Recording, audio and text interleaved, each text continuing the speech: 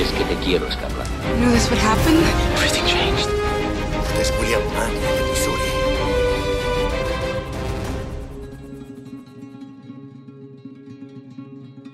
Hay un chico con un polo gris mirándome. Es muy guapa, ¿verdad?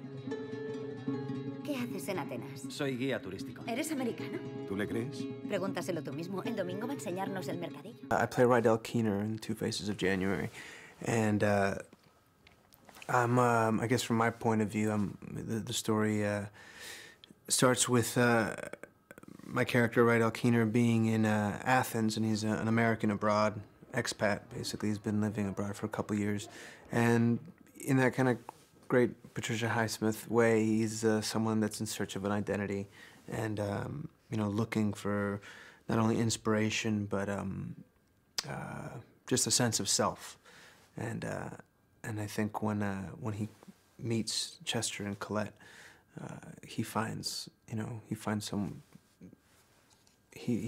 it a real titillating adventure. ¿A qué se dedica usted? Me ocupo de los ahorros de la gente. Oye, ¿querrías cenar con nosotros? When first reading the script, what jumps out is the story. This story that's just like has such propulsion and really moves and intriguing and layered. And then as we started to, all three of us, as we started to really investigate the characters and work on the scenes, we realized that that the complexity of what was there, that on first read or even second or third or fourth read, doesn't necessarily jump out as far as the characters in particular.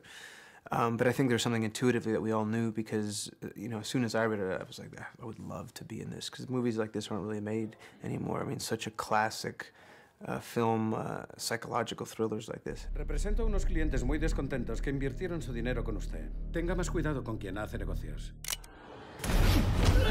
He knows how to get what he wants, and he does have a, you know, he's looking at everything incredibly closely. And so that creates a lot of trust. And so when you have that amount of trust, you can kind of go in and try things and not be afraid to fail. And the three of us also, because of Haas's leadership in that particular area, like we all just really were able to trust each other and be honest with each other and try things and not be afraid to look stupid. Necesitamos otros pasaportes, una nueva identidad. Tengo un amigo. Es posible que conozca a alguien que pueda ayudaros. ¿Lo harías? Por supuesto, pienso recompensarte. Viggo's case, what's really fascinating about him is his precision. You know, he's incredibly precise, and has just this laser focus, and yet at the same time is incredibly goofy. And I don't know if it changes for every role, but for this one in particular, in between takes and beforehand, you know, the importance of being light and being alive and loose.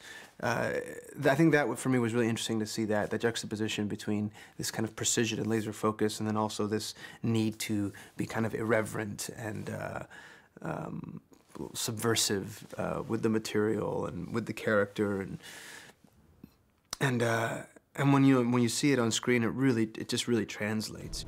Estamos condenados a seguir juntos. Si me pillan, caes conmigo. Si te pillan a ti, me entregas.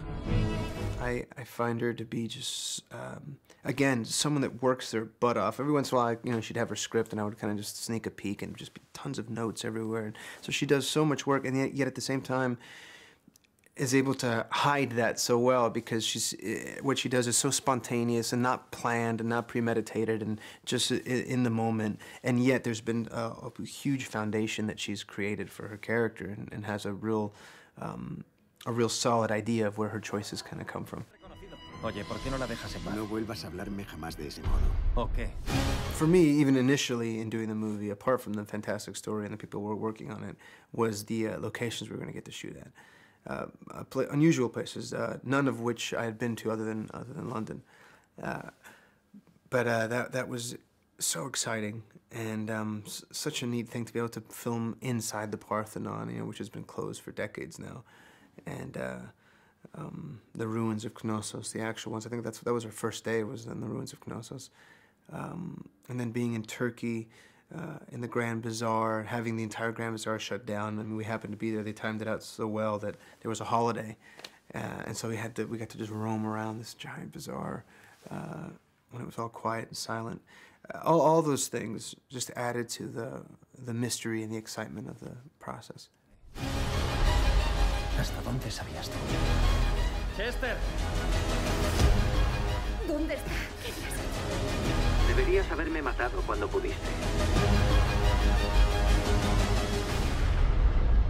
Fíjate ahora, eres un auténtico criminal.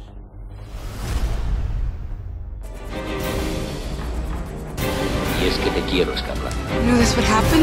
Everything changed. Este es William Mann.